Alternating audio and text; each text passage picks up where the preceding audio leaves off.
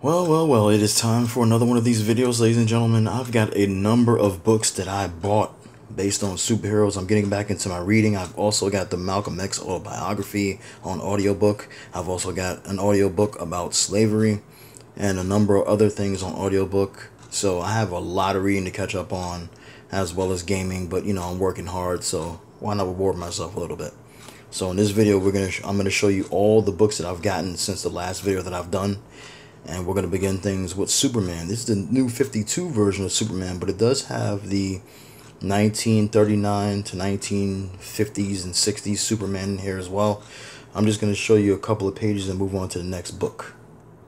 So opening up the page, we have a really good book, and I just did this at random to open up this, and it's basically Muhammad Ali taking on Superman. Superman had his powers reduced to half, and he boxed Muhammad Ali, and I believe Muhammad Ali actually beat him. It's incredible, right? I know. So like I said, I'm not going to go through the whole book, but there's information on different types of characters that have appeared in the Superman universe, especially in his comic books, not just DC universe, but especially in his storylines, his story arcs and stuff like that. And one of the big bads next to Darkseid is Doomsday, because Doomsday actually killed Superman. Superman actually, well, they basically killed each other. They wound up fighting each other. Doomsday was this killer alien that just came down and started killing everything. Destroyed, decimated the Justice League, and then Superman went up against him and wound up dying while he fought him. There's information on here of Lex Luthor as the president, which I don't know much about because I haven't read a Superman comic book since I was a child. So that's why I got this particular Ultimate Guide for him, because I don't know about a lot of the recent stuff that's been going on in the Superman comic books now, besides him having a son who turned out to be a member of the LGBTQ club, okay? Let's leave it at that. One of the big storylines besides Infinite Crisis, or Crisis on Infinite Earths, I should say, was World's Finest. They did try to enact this in the Batman Superman animated hour back in the day. The animated series tried to do well, they actually did, but they tried to do the storyline, which they really couldn't pull off that well, but they tried. World's Finest with Batman and Superman, as Batman coming to Metropolis and having a thing for Lois Lane, causing a little bit of friction, the love triangle and stuff, and the Joker teaming up with Lex Luthor to take down both of these crime fighters. But the art is great, man. The art in this book is great, just like any other book I've talked about. I don't want to get too much into this. I want to move on to the other books, but you know, it's pretty much the same thing. You're going to see a lot of different characters, a lot of different relationships that you have with certain characters in and out these books. So it's a good read. And if you're a Superman fan like me, because Superman is like my #1 superhero, you have to pick it up. And yes, Supergirl is in the book as well. Let's not forget about her, or Lois Lane, because she's in this as well. There you go. Alright, so let's move on to another book now. One of the baddest females in the DC universe is, of course, Wonder Woman. Okay? And I had to get Wonder Woman because I'm a Wonder Woman fan. So let's look in the book a little bit, shall we? So, of course, when you first open the book up, you're going to see the very original, you know, iteration of Wonder Woman. And then as you look down here, as time goes on, you see the 1960s, 70s Wonder Woman, 80s, 90s, up to the modern age, and see how the different transformations, the different execution styles of artwork, as well as her, let's say, wardrobe has improved, or not improved for that matter, in some cases. But #1 will always be this one here. The second one, I mean, with the shorts. I don't know what they were thinking with that one with the white.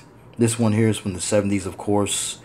I don't really like that one from the 90s. And, of course, this one here with the red and the silver, that's pretty cool. And then, of course, at the end, that's the one from the movie right there. So, just a history of Wonder Woman in her earlier days. You know, these stories back in the 1940s and 50s are really silly, just like Superman's stories back in the day. They were really silly, not as serious as they became back in the 70s and 80s and up to now, modern age. But it's a nice book to have. I haven't even read any of this. Like I said, these books are all new. These are books that I just ordered, so I'm just putting them on display here in this video.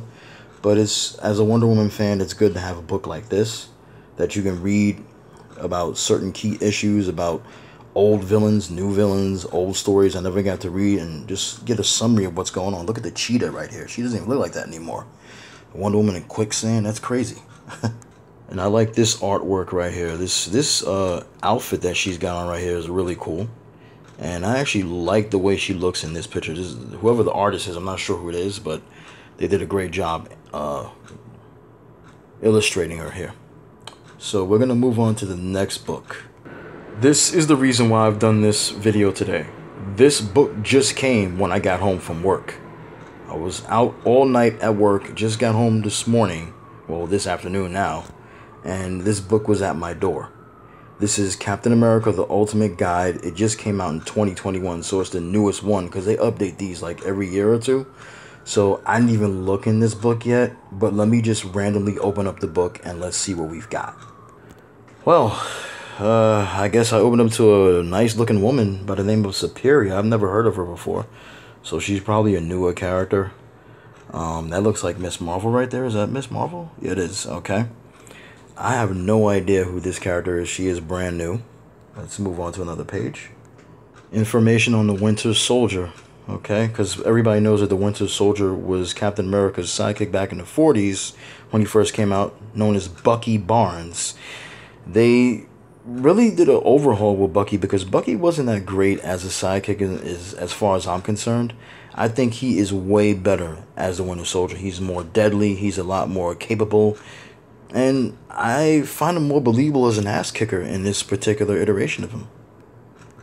Captain America in the 1970s when he teamed up with Falcon. This is the Jack Kirby style. Jack Kirby was an amazing artist. I loved his style, and that's basically because reading stuff like Fantastic Four, reading Thor back in the day, you know, Kirby just had that amazing style, and I liked the way he drew his women especially. Next to the Red Skull, one of Captain America's most deadliest enemy was Baron Zemo. And I like the animated, well, I won't say animated, but the illustrated form they have here of him. This was actually his son, I believe. So they have like so much information. I just can't wait to read this. There's a Red Skull right there looking absolutely ridiculous with a fucking cape on. My goodness. You gotta remember, folks, back in the day when they first started out, you know, propaganda was big, and there was a lot of propaganda going around, especially in these American comic books, to get the troops, you know, up and running, get them in battle mode to fight for their country. Because I heard that they were sending a lot of comic books over to the troops, and they were reading that, and it was inspiring them to uphold the patriotic, you know, ideals of the country. You got Falcon here. He's got his own page. How he looked now, how he looked in the 70s. Sharon Carter, Captain America's girlfriend at one time, I believe. That's how she used to look right there. And that's how she currently looks. So yeah, I'm looking forward to reading this. Definitely looking forward to reading this, because this is one of the biggest characters in Marvel right here. Stands for the, you know, pretty much stands for the country. I like this on the back of the book. It says, "My job is to make tomorrow's world better. There'll always be something to fight for, and I'll always be a soldier." This is great. And the shield right there with the American flag colors on it. Beautiful.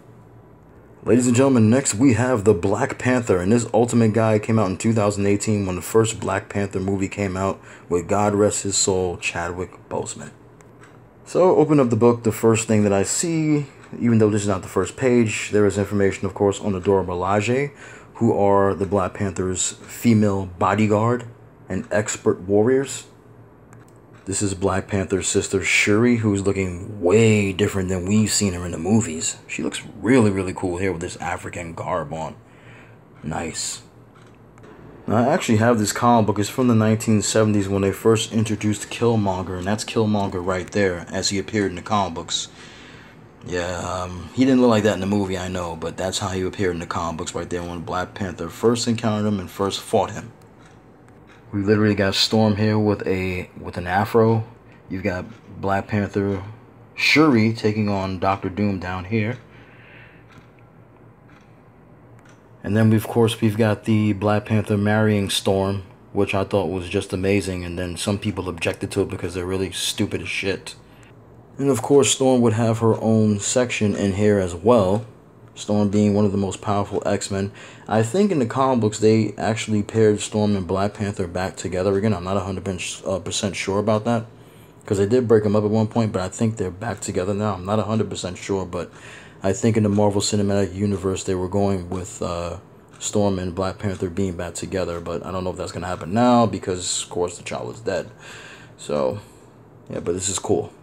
I also bought the Black Panther. He had his own series in 1977, 15 books drawn by Jack Kirby, who originally drew him when he first came in the comic books, taking on the Fantastic Four. Kirby just has that style. He knows how to draw women beautifully, even black females, making them look absolutely amazing right there. That's Princess, I don't know if you can see it really clearly, but that's Princess Xanda, who was a love interest for Black Panther at one point in the 1970s. After he lost his memory and broke up with Monica Lynn. And I believe Princess Xanda here was an African queen. And man, he drew her beautiful. Wow. Now, I don't know if I've done a video with the Fantastic Four already, but yeah, I bought the Fantastic Four. This book is old. I got this book for $6 at Goodwill. Okay? It came out in 2003. I was 24 back then. So this is just a mini encyclopedia about some of the adventures the Fantastic Four went on, as well as information about them individually, you know, the different iterations of them, and their villains and their allies. Definitely something to pick up if you're a Fantastic Four fan like me. They're my #1 superhero team. They always will be. There's the Thing. It's clobbering time. Yeah, that's my boy Ben Grimm right there. And of course, the main antagonist of the Fantastic Four, Dr. Doom. Also got this at Goodwill for also $6 and change. The Incredible Hulk. This is also a book that came out a long time ago. I think this was from 2006.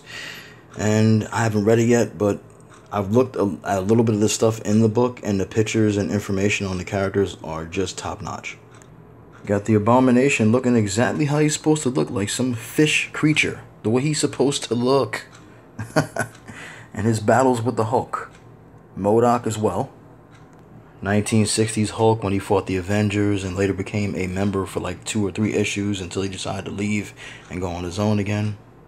Hulk's love life, aka Bruce Banner's love life. The other women that Hulk and Bruce Banner were in love with. I remember this chick from the 1980s. There was Jarella, that green woman. I think she's here somewhere. They have a female MODOK too. It's crazy. And of course, Hulk's wife, Betty Ross. When Bruce Banner married her back in the 80s. And then that's how she looked in the 90s with blonde hair. Looks really crazy with a big ass Hulk kissing some woman like that. Surprised he didn't crush her. There's a section on the Hulk's powers, how he transforms, the Grey Hulk, everything. This is the ultimate, like they say, the ultimate guide. It's definitely for people that love the characters and want to collect information about the character in this type of form. Instead of going on Wikipedia, if you want to have it in physical form, this is the way to go. Oh my god, I'm still going. Yeah, it's almost over, don't worry. I just got the X-Men yesterday. It came to my door just before I was going to work. So this is also from Goodwill. I got this one for $8. And this one actually came out in 2003. That's why you're seeing a picture of Halle Berry down here, because it came out coinciding with the second X-Men movie, I believe. Some old-fashioned artwork here from the 1960s X-Men. I don't really like the 1960s X-Men. They're just not my cup of tea, besides Cyclops and Jean Grey. Beast was human. Angel looked like crap. Iceman looked really stupid, as you can see here. The 1975 X-Men is considered by many, as well as me, to be the definitive X-Men, because that's when people really started to give a shit about X-Men, because they really didn't care about X-Men when it first came out. It was a joke. But when the 1975 team came, which I'm about to show you, people actually took notice and liked the team. It was multicultural. The people on the team, like Wolverine, Storm, you know, Colossus, they were better. Nightcrawler, they were better characters than the characters we got here. This is the team right here. The 1975 X-Men. This is the team that has been beloved ever since its inception, and it's a team that everybody identifies when you talk about X-Men. These are the characters that they will tell you are on the team, especially Wolverine. Very quickly, last but not least, I bought Iron Man, The Ultimate Guide, and it has every single thing you can think about for Iron Man. His villains, his enemies, his allies, his friends, all his different types of suits, even that storyline, Demon in a Bottle, where he was struggling with alcoholism and his friend James Rhodey became Iron Man for a time, and then later on War Machine. Open up the book, you can see once again great artwork here. Iron Man leading the team here, War Machine on the bottom. This book takes you all the way from 1960s Iron Man to the modern era Iron Man. So many storylines to look up, so many villains to look up. It has a number of things that you'll like about it. Information aplenty. It also has a section, just like the Hulk, of Iron Man's love life, his girlfriends, people that he's dated before, even some people on his team that he has dated before. So this is great. And last but not least, I didn't buy this. If I tell you who bought this, you'll never believe me, but some of you probably will. My mom actually was outside shopping. She went to the store. She knows I like Spider-Man. She knows I like Iron Man. She knows I'm a Black Panther fan. She picked all three of these up, $5 each, at a store in New York City here called 5 and Below. So everything in the store is either $5 or below. Each of these was $5. As you can see here, $5.95. So about $6 with tax, but it was worth it. Am I ever going to take them out and play with them? No, because I don't play with toys. They're collectibles now. So yeah, I'm starting a little section here, but I just wanted to share this with you guys because I'm a fan. And I'll see you guys next time.